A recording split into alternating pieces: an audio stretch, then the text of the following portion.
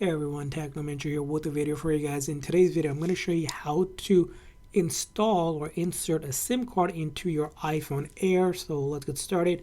Now, first thing, in order to do this, you need a SIM ejector tool that looks like this. Usually it'll come in your package. You can grab it inside from the box.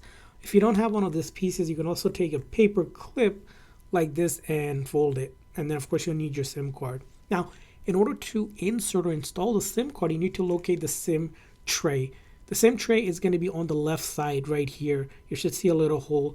Now, depending on the iPhone Air version that you have, you may or may not have a physical SIM. So the US model, for example, doesn't have a physical SIM. You can only activate eSIM through your carrier.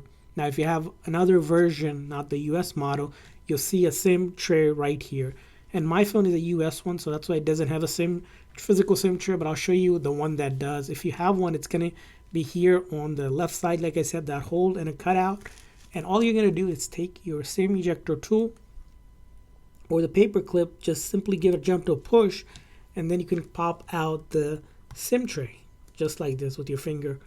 Now, once you pop it out, you're going to do is take a look at it, look for that cut corner on the piece, and then take your SIM card and simply lay it flat like this. Usually it's going to sit flat like this with that cut corner, and then with that matched, you can just go ahead and insert it back in the same exact way to install it.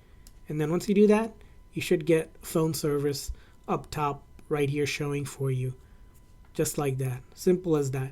So that's how you insert or install a SIM card on your iPhone Air if it has a physical SIM card. I hope this video was helpful, so please consider hitting a like and subscribe button for more tips and tricks. We'll see you guys next time.